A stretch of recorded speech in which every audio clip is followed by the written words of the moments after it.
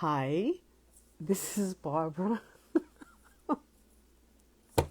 I'm already hysterical. Wait, let me check the mirror. Let me check the mirror. You guys, I can't tell you what it's like just staring at yourself and talking to yourself. It's crazy. But, hi. I think this is going to be one of those hysterical podcasts that are not podcasts. I still don't know what these are. Um, so today was my birthday. Today is it still my birthday? I don't know what time it is. Hold it. Let me tell you. Oh gosh. Okay, I've got about 15 more minutes for my 73rd birthday. I don't like tell people my age. I mean, I don't care. But there's something about 73 I do not relate. I went from 60 to 73. Maybe actually kind of like 58 to 73. So I did not earn this 73. I just, I don't have kids. I don't have grandkids. So I don't understand this aging process. If I had kids, if I had grandkids, I could rationalize aging. I brought up kids, I put them through school, I put them through college, and now they're married, and now I have grandchildren. I mean, that would warrant gray hairs. But not having children, not having grandchildren, does not warrant gray hairs. So this is going to be one of those nights where I just am going to wing it. I have a list here of things I want to say that are so disjointed. Nothing is going to make any sense tonight. So yeah, I don't know what got me going. I do know what got me going. You have to look up a guy named Harvey Fisher on the internet, and he writes songs for every sign. Aries, Cancer, whatever they are, Taurus. And every year he sends me mine, which is Aries. And it's definitely, I think I've grown into my Aries. It's more bold, wants to take over the world, build the empire. I relate to it more now.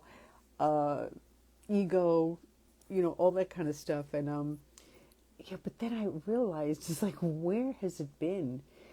And if you know astrology, I don't really know it, but I have the Aries. But there's a moon sign and a rising sign. And those two are Cancer. So I have Aries, Cancer, Cancer. And it is relating to everything I've been sharing with you. Cancer is the mother. Cancer is the moon. Cancer is the one who loves and wants harmony and brings harmony to everything. So it just kind of makes sense. I'm feeling more bold, but really my heart is still in Cancer mode. And so whatever this mission is that I'm on is definitely the Cancer mode. But I remembered, as I wrote my list here, I had a spiritual teacher I completely forgot. He would tell me to what did he say to me? Take my heart off my sleeve and put it back in here. Oh my God. He was warning me about his own employees.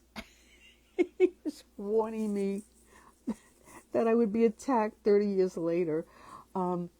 Take your heart off your sleeve and put it back in here. And I never quite got it. But I have it now. I got it now. But I forgot he said that to me. So where should we start? So anyway, I haven't celebrated my birthday in years, especially with this last 15 morbid, lonely, isolated, horrific years. I just let them pass by. When I was younger and I had all these friends, we'd celebrate everybody's birthday. We'd go all over the place to celebrate.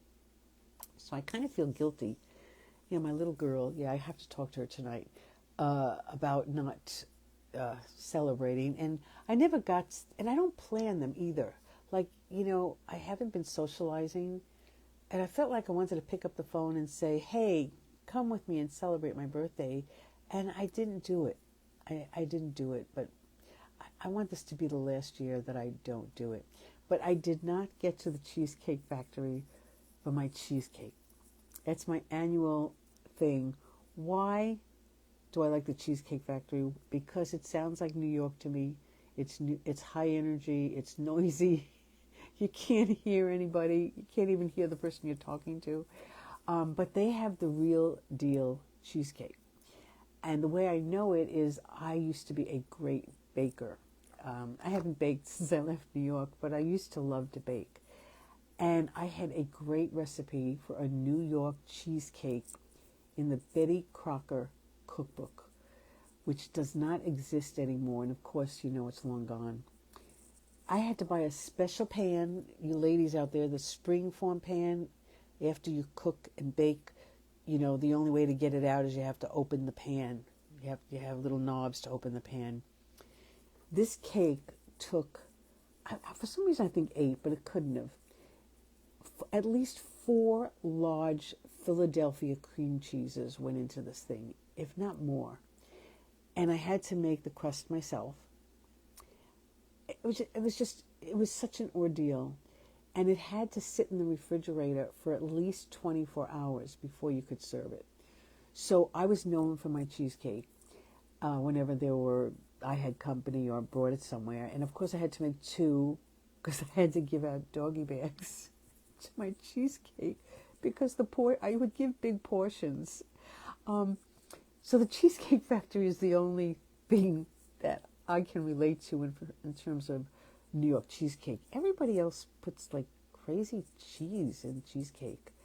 So that's my thing about cheesecake. So I'll get there this week. But what I did do is first I went to do some work, and then I went to FedEx. And this I will tell you guys. So this is how I celebrated my birthday. I took my passport pictures. My passport is so old. I don't even know where it is. And I am just thinking, like, maybe it's time to leave the United States of America.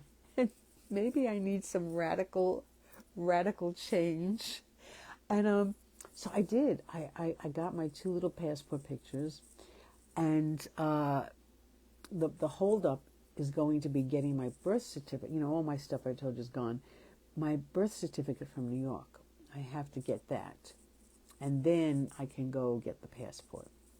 So one day I may be doing these podcasts from Europe. And I know someone in Spain, I know someone in Italy, and I know someone in Portugal. I'm not really friends with them anymore, but, you know, I could always give them a call. The only thing that would hold me up is money. Like, what if I get stranded there and things don't work out? How am I going to get home? So anyway, so I got my passport pictures, and I'm not showing them to you because they're ugly. And then I compiled, this is such a crazy day. I compiled all my MRIs. This is not funny, but I'm in the funny mode for my back. I've heard there's some doctors in New York that do reconstructive hip surgery and work with the back. There's about 3 hospitals. And so I'm compiling all my MRIs to send to them. I don't know why this is funny. Like a desperate woman, please can you put my hips and my back together? It's a big chore because I have MRIs galore. And my back is really messed up. I mean, I'm lucky I'm not paralyzed. My spine is like pinching the main nerve there. So I just keep on plugging, guys. I keep on plugging. And then the third thing I did, there is this guy on Facebook who advertises these, guys, I've got to do something with these cheeks and these marionette lines. You know, don't get stressed, guys. Really, this is all stress. This is not eating right. This is not sleeping right. This is just gaining weight. So he does this facelift that, like, people are out and about in like 3 days. And I watch him every day to see what he's doing with these people. So I'm compiling my pictures to show him what I looked like when I was 20 and 30 and 40 and then this. And to ask him if there's any hope. And of course to find out what he charges. And that's what I did. So I got my passport pictures. I compiled all my MRIs for doctors in New York. Then I compiling my pictures for this plastic surgeon in Florida. So I'm going to be very busy in the next 3 years. This is going to be my passion project, putting this body back together and looking 30 again. So that's my goal. I'm going to be 30 again. So that's that. And so my birthday, I'm crossing that off. So you know it's my birthday. Thank you. Thank you. I love Facebook birthday wishes. I think it's the best part of Facebook is just seeing all these birthday wishes of people. Not everybody posts, but it's so nice to see people that we're not even really connecting with. I mean, most of the people I know from spiritual seminars and from music, and I don't see them anymore. So when I saw all the names, thank you, thank you, thank you. I love you too. And yeah, it's so much fun. So birthday, cross that out. What's the other thing? Harvey Fisher. I told you about Harvey Fisher. I told you about my New York cheesecake. Something about H2O. I don't know what that is yet. Heart on my sleeve. Okay, I did that one. So just to refresh. See, this comes over me. I love this. I love this. I have missed this part of me so much. So I'm on a search. This is my star search. I'm looking for people who have really bright lights, who are light bearers, and who are hiding under their bed so that they don't get attacked by the cruel, jealous, envious, controlling, domineering narcissists who hate us because of this. Some people actually do not like to see us in joy. Even as I say it to you, I feel ignorant saying it to you. Like I feel you're going to judge me and say, well, what is she talking about? Those of you who know that there are people who really don't want to see us happy. And of course it's because they're miserable. But you know what? I've done the work for this joy. I have accumulated a lot of experiences to have this joy. And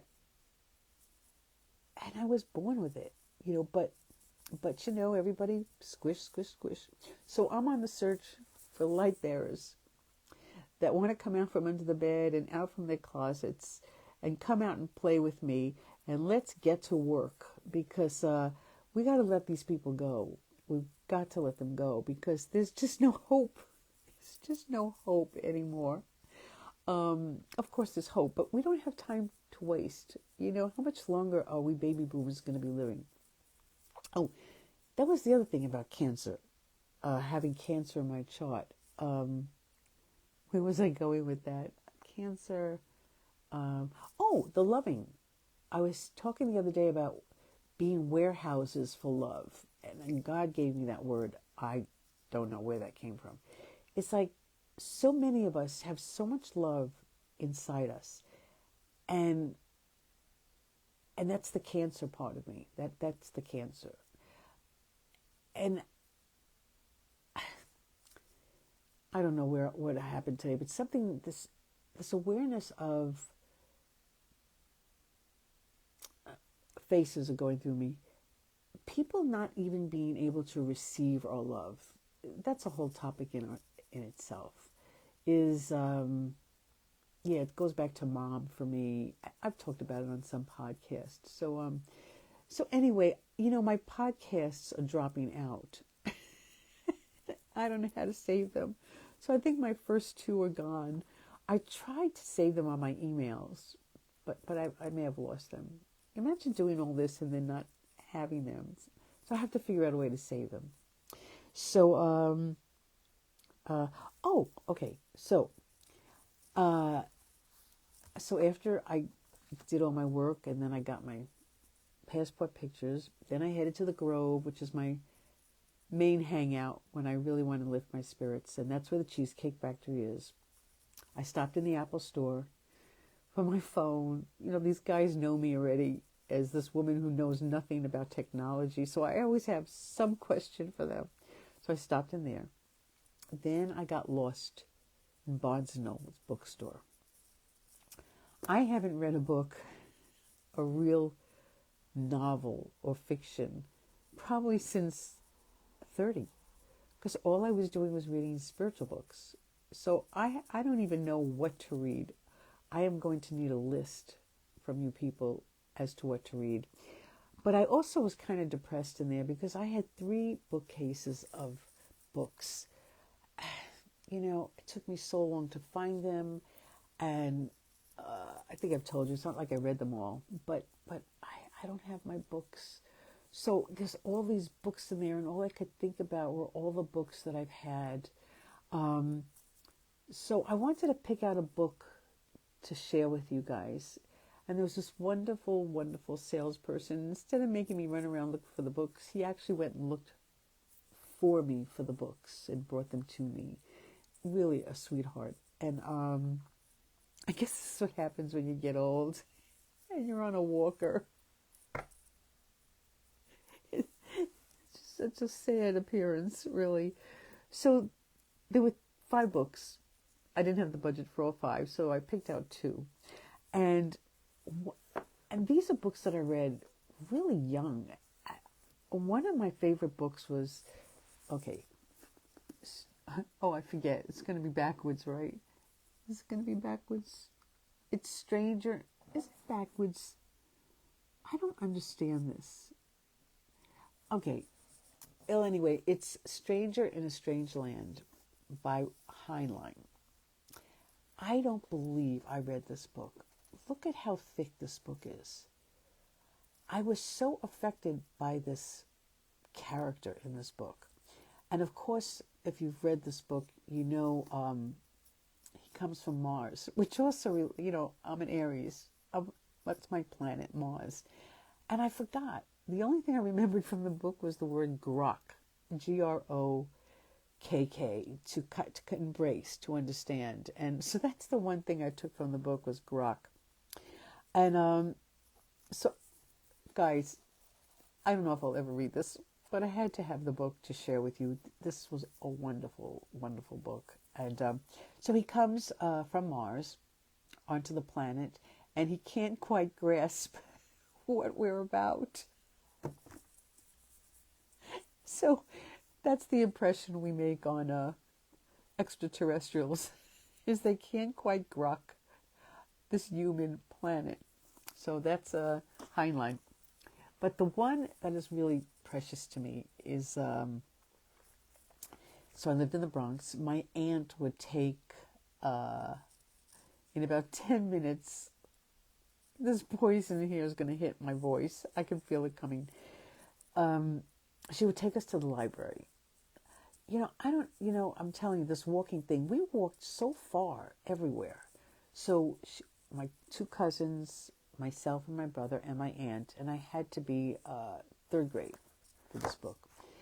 And so it was every Saturday morning we'd walk to the library, and I just loved it. I mean, I think we were able to take out 6 books. Do you know in the Beverly Hills Library, you could take out like 40 books at once. So I don't know what that's about, but can you imagine taking out 40 books? And then there's the CDs and the videos. But I think we were able to take out 6 or whatever. And I remember certain books that I loved. I keep taking them out. I never thought to ask the librarian for a recommendation. And this particular day that we went, I went up to her. I had to be in third grade or 4th grade. And my bubbles are about to come up. I asked her to recommend a book to me. And she recommended probably one of my favorite books. Okay, well, let me just tell you. Can you see it? Is it backwards? It's A Wrinkle in Time, written by Madeleine L'Engle. It's L'Engle. And I think this might have been my first metaphysical book, my first spiritual book. I read a lot of fairy tales, so I think that's where I got a lot of the spiritual awareness when I was young. And I didn't even realize when she gave me this book until I was in college. And I was studying children's literature. So when I would become a teacher, I could, get the best books for them. And it actually was an award-winning book. Is it the Caldecott? There's 2 awards. No, this was the Newbery. So this came out when I was in 4th grade. It was an Newbery Award-winning book. So I think someone made a movie. Did Oprah? Someone made a movie, but it wasn't that good. Well, anyway, so I was looking to read I got a little bookmark.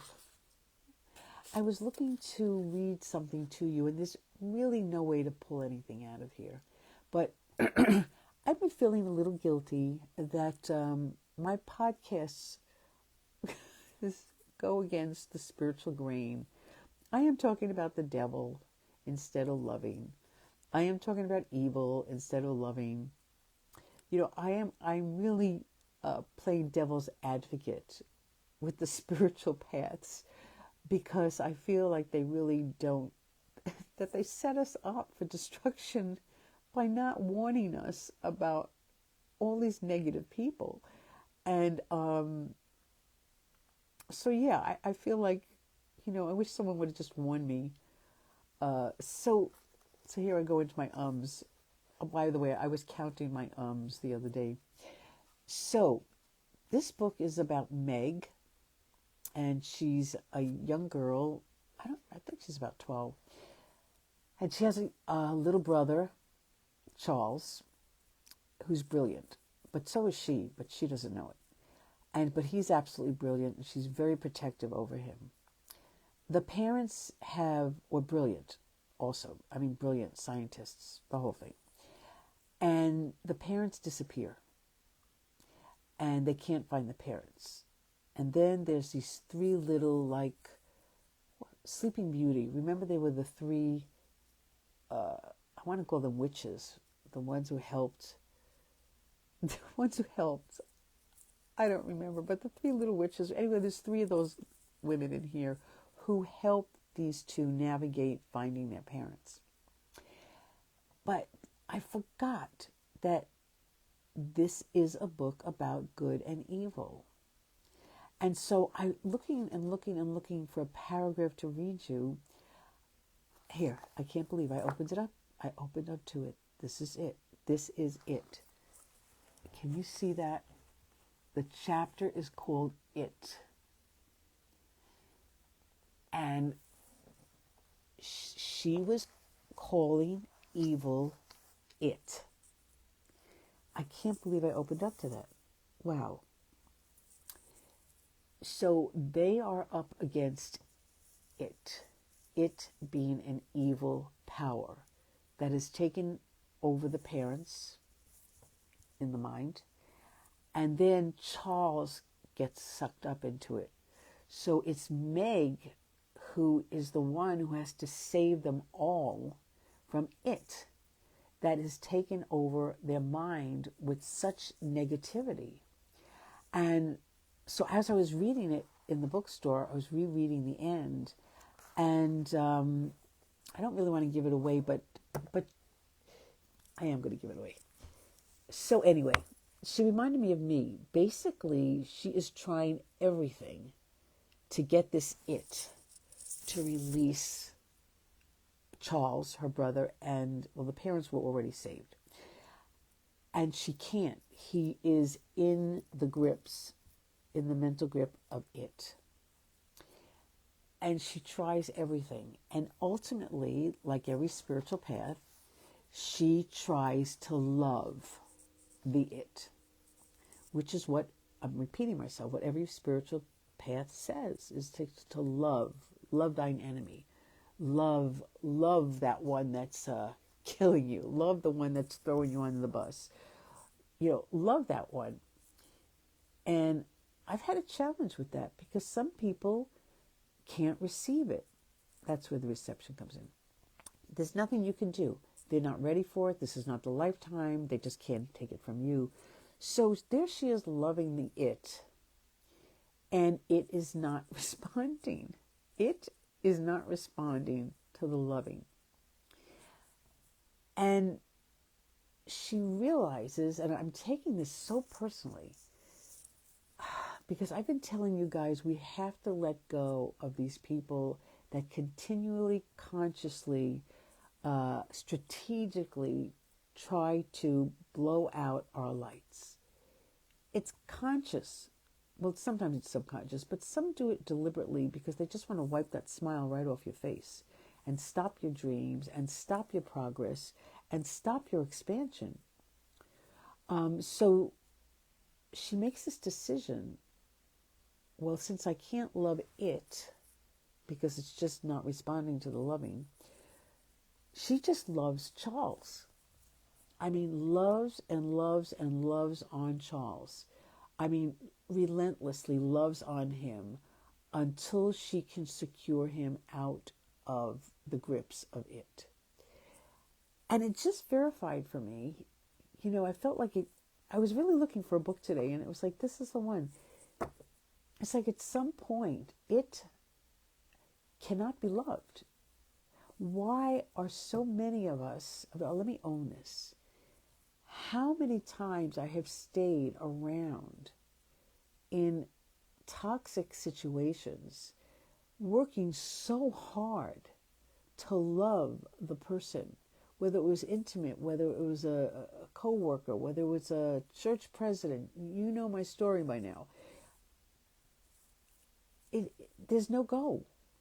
So I feel really validated by this it, that I want to love people who can receive my loving, who can mutually reciprocate it back to me, and to get on with the show. There's things that need to be done on this planet. And those of us who are light bearers, and those of us who have big hearts, and those of us who have bright lights are the ones designated to do this. So why are we wasting our time with these other people? I mean, it's been going on lifetime after lifetime after lifetime after lifetime. And it's enough already. And I don't know how much more time I have on the planet, but I have to make a go of this. I have to try. I have to try. It's the Aries in me. I have to try to find you people. And you can lead the parade. I don't need to lead the parade. I just want to be around my peeps. I want to be around people who love, who are caring, who are respectful, who are secure enough to let other people grow and expand and create. I am starving for this. And I have gotten beaten up my entire life, and I am done. I am so done. So, where are you people? Where are you? One of the reasons I'm doing this, to be honest, is I figured if I got out there and became visible, you guys would kind of, wave and say, I'm here, I'm here. So, but of course, I have to find another medium. This is not the way to do it. So, A Wrinkle in Time, Madeline L'Engle, L'Engle. I wanted to write her at some point later in life. And just when I was ready to write to her, she died. And when I really investigated her as a writer, it turns out that she was a Christian, and she wrote many Christian books, serious ones. And that too was like, wow, she was already had me in third or fourth grade. I don't remember when I read it. So yeah, and then when I was in college, I told you I was studying children's literature, and I did a paper on it, on critical reading. I used to have the paper. I saved the paper too. It's gone too. Everything's gone.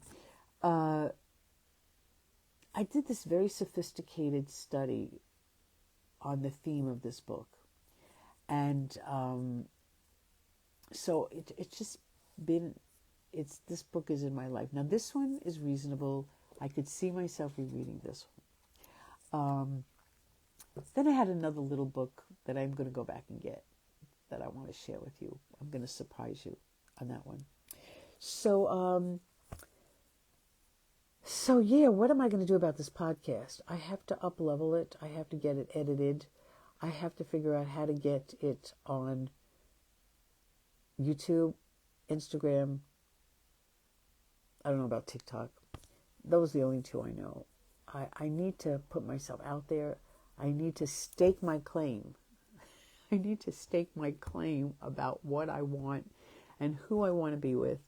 And I feel like I have no time to waste. Living in this assisted living, that's what had me laughing. Okay, I got it. Okay, so I told you I'm in assisted living. The room is disgusting. I will be posting pictures on Facebook. I finally got them copied properly. So they steal. The cleaning lady steals. She doesn't clean right. She makes phone calls in the bathroom. She thinks I'm stupid and I don't know. She's sitting on the toilet, making phone calls in Spanish. I've already reported her and they do nothing. So I have a sign on my door, COVID protection. Do not enter unless there's a fire or a flood that can be documented. This is what happens when you're in these places for a while. It's like you kind of learn the politics. So it says COVID protection, do not enter unless there's a fire or a flood, and then in capital letters, and it has to be documentable, meaning I have to be able to call the fire department and say, were you really here for a fire or a flood? So before I leave, I don't even lock it because they have keys. I wedge a chair against the door so I know if they come in. And I not only wedged the chair today, but I actually had a box on it. So when I come back, I open the door, and if the door opens more than this, I know someone was in here. Well, tonight I walk in and the door just opens wide. The chairs, almost into the middle of the room with the horrible food. And I'm thinking, someone had to go really out of their way to push this chair that I wedged so meticulously so it would be difficult for them. And they actually worked their way into the room. So I'm laughing, but I wasn't laughing. When I came in, I wanted to write this email to the manager, and say, what was I going to write? It was on the order of stay the F out of my room. It's like, what was it? What part of no don't you understand? Because I've already written a respectful letter. So I don't know why I'm laughing now, because I was really pissed. And of course I looked around to see if anything's missing. But you don't know if something's missing in these places until you need it. And there's nothing valuable. I learned that. And even the few pairs of earrings I have and my little pearls you take off, I hide them. I hide them. So they came in my room tonight. And they worked hard to get into the room. So I'm winging it tonight, guys. I'm giving you a little bits and pieces, but I'm excited about my passport. I'm excited about my passport. I don't know why, but I figured at any moment, if I have to get on a plane, I'm gone. I am gone. So it's going to be really hard to get into the spiritual stuff, but I am really, really serious about enough is enough. like enough is enough with the negativity, and it's just enough. I'm sorry, I'm repeating myself. I, I don't want to say I wasted time loving and caring for people, because obviously, spiritually, it went into my bank account. I really believe that, but part of me doesn't. It feels like it was a total waste of time and that I'm paying for it now. But I have to believe there is a bank account somewhere where you get, the karmic debits and the karmic, the plus karmas, the karmic bank. So I am a little concerned. Not that anybody's really watching this, but that what the hell is she talking about? This doesn't sound like God. This isn't loving. This isn't spiritual. And it is. It is. It is the shadow side of God. God is all of creation. There's nothing separate. So even the shadows, even the negativity, even this it is under God. But I don't think he, and again, when I say he, energy, expects us to be wimps and doormats. And the point I keep making is these people can smell us. They see us coming. Oh, there's one. I can take advantage of her. I can use her power. I can use her intelligence. And then when she gets sick of me, I'll move on to the next one. And that's where my teacher was saying to take my heart off my sleeve and put it back inside, which I completely forgot. Wow, I completely forgot that. So I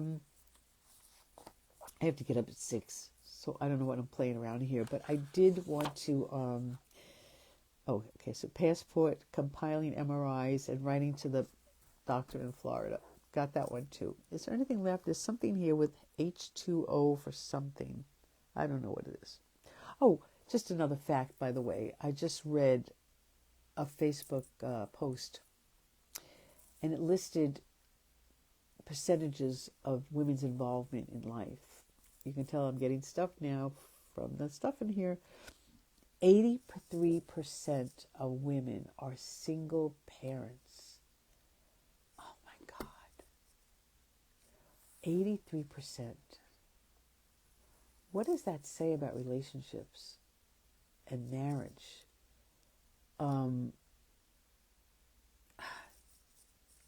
It's sad. It's really sad. And all those children, have to go back and forth and back and forth and back and forth. This is why I didn't want to have kids. So we'll figure out what the H2O is for. H2O for something here. So yesterday I was telling you, just throwing out different ways of prayers, which are really for our own mind. And I was mentioning Roberto Assagioli, an Italian, was he a psychiatrist or psychologist? I'm not sure, but he was in Freud's time.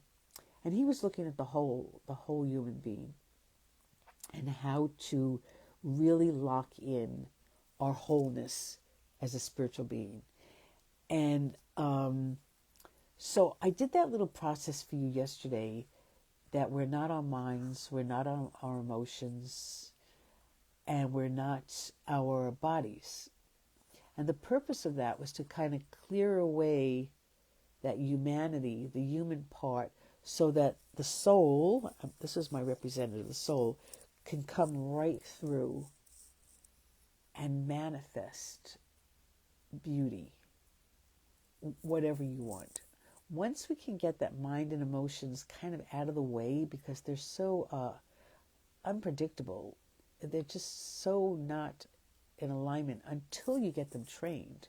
Once you master your mind, and once you master your emotions, and once you master your body, it's a whole different story.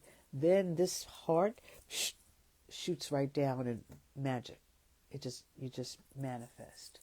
But that takes a while. So I was going to do it again tonight. For those of you who may be showing up and haven't been following me, I did start out this podcast with the concept of baby steps, which the same spiritual teacher told me, Barbara, for you, baby steps. It was like a command for you, baby steps, because that part of me that's fire and full of life and vibrant in New York, wants to go from here to here to here. And I don't have time. Aries, we don't have time to do the dirty work. We just want to drop the idea, do a few things, and then leave it for someone else to create it. We're like the idea people. And so I was directed to do baby steps. And I proposed a passion project, which I'll probably be doing by myself, in the next 3 years, while this world is doing what it's doing, of something we really want to manifest. And for me, it was getting my voice back, getting my vocal cords back, and singing with a big band. I mean, that would be, for me, the ultimate. And not just once, I mean, just to really be able to do it. And so I proposed this passion project for 2026, 2027, 2028, which is a long time for people to commit to. So that's why no one's committed yet, except me. So I proposed taking baby steps. And I'll just flash, me on my chart. I'll just flash the chart for a second. I had to go back. So there's the baby steps. So there's a little person down there on the left you can't see, and then there's me at the top. And so I was proposing that we take baby steps to this passion project. And in the midst of doing that, we are guaranteed that our stuff will come up that's in the way that needs to be healed. So it's a guarantee of a healing and then having a wonderful project at the end. So, let me bring it back to me. I'm holding in my laughter here. I have to get serious here. Let me get serious. So I thought I would do this process again, called disidentification, but I'm going to add a second part. The purpose of doing it tonight is to bring you and me into a calmer place. Barbara, get calm. So that we can then visualize. Let God give us a vision of what a potential passion project could be, if you're so inclined. So I'm going to do the process. I'm going to clear away everything, and then let the light come through you, let the loving come through you, let the soul speak to you, the high self, and just rest and relax in that, and I'll be silent for a few minutes and see what comes up. See if you get a vision of some sort, or a sound, or anything that you'd like to work on. And so I'll put my candles out. I always have my candles on. Can you see the candles? Well, there they are. Okay, so this time I'm going to get serious.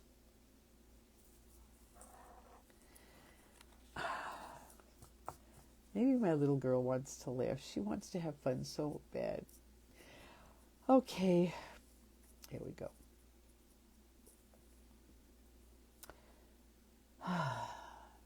I would dim the lights for the mood. I feel like I need to dim the lights, but then you won't see anything on the camera. So I can't dim the lights until I get one of those little cameras and a little microphone. So, Father, Mother, God, just now we come to you in our ecstasy and our joy. I should say your joy and your ecstasy coming through, and the giggles and the smiling. And we are so grateful for these moments when the burdens disappear for a while and the seriousness disappears for a while. And so, Lord, I am asking for myself and my peeps, my beloved peeps, if you would bring us a vision, a personal, passionate vision for each of us to potentially work on in the next 3 years, slowly, consciously, consistent steps, and imperfectly. And so, God, I thank you so much for today, and I thank you for my passport pictures. And maybe you could tell me where I'm going. Okay, so closing your eyelids. I gotta sit up straight.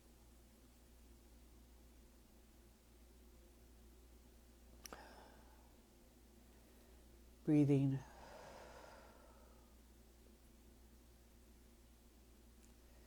Letting this day go. We come present right now. So, I am soul. Don't look at me. Close your eyelids. I am soul. I am a soul. I am a little God. I am not my mind or my thoughts. My mind is for thinking, analyzing, and understanding. So right now, we're letting go of the mind. So take it back later. I am not my emotions. Excuse me. My emotions are for my experiences that move through me. So I am not my emotions. So we just got those out of the way. The mind is out of the way. The emotions are out of the way. We're preparing a canal for the light. I am not my body. My body is an instrument through which I move about the world, the 3D level of consciousness. So now we just move the body out of the way. So the mind is gone, the emotions are gone, the body's gone. We'll pick them up later. And so just now, Lord, we have just created a canal ready to receive the highest and holiest good vision from our souls without any interference. We are thankful for this opportunity to let you speak to us directly, having put aside all the human stuff.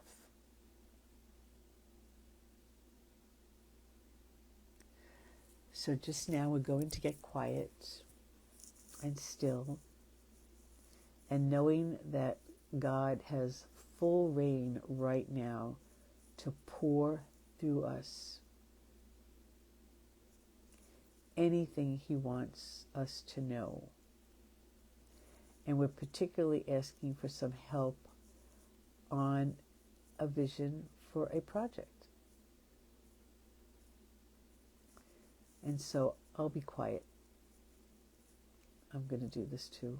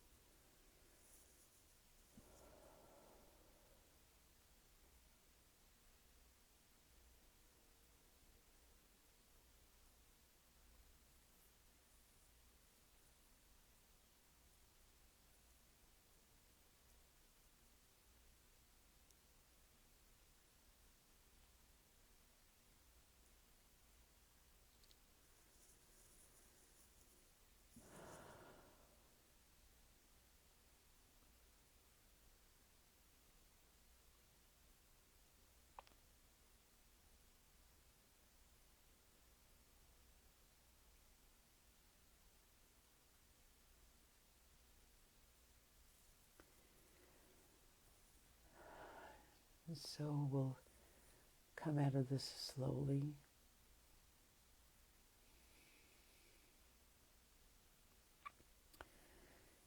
If you'd like to stay in the silence and keep going, just turn this off.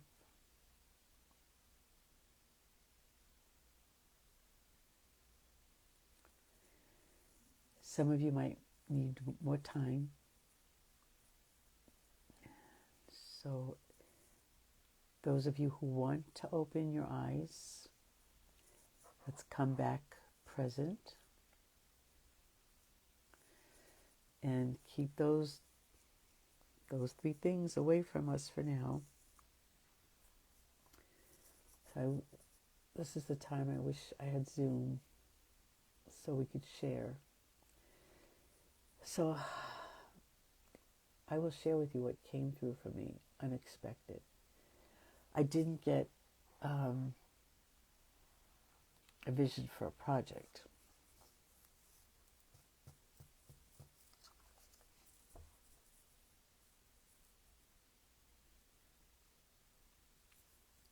There I go.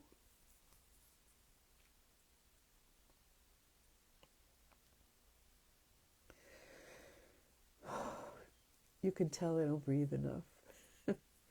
Because when I get quiet with you, I start to breathe. So what I heard, sorry.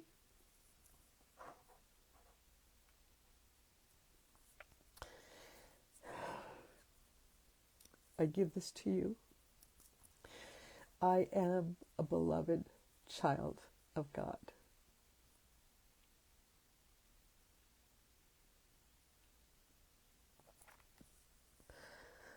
That's what came down the canal. I am a beloved child of God. Makes me cry. I told you to get a box of tissues. Oh God. See, these are those moments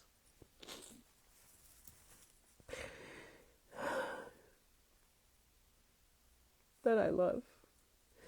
When God talks to us and my soul comes present. And this is the reason I'm doing this. This is the part of me that I lose when I'm with people or situations or circumstances that are so cruel and so nasty and so harmful.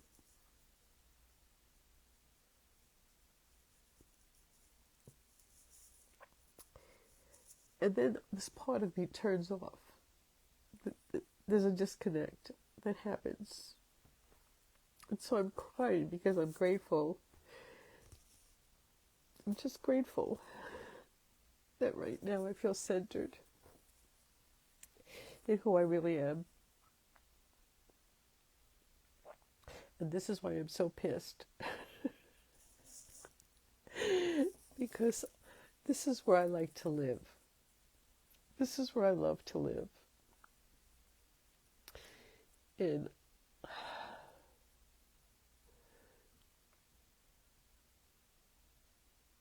hesitating to say it.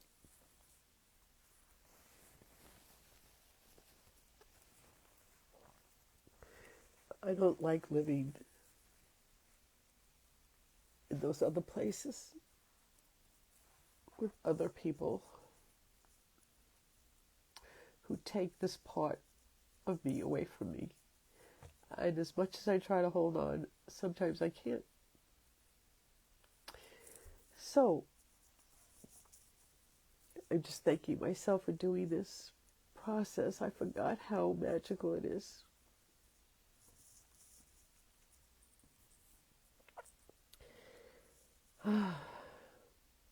So of course I want to stay in it. And I'm all snotty here. But just to show you how to work this process is, if you want, in case you've missed your mind and you've missed your emotions and you missed being in your body, you can take them back now, or you can just leave them out for a while and continue this process of staying centered in your soul.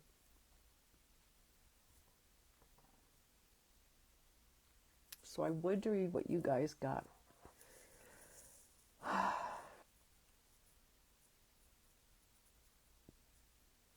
So I'm asking God to lift the integrity and the professionalism of this podcast so we can really be together. So good night, and I'm not bringing mine in. I'm going to stay with this for a while. So thank you again for the birthday wishes, and I will speak to you tomorrow night. God bless everybody. Bye.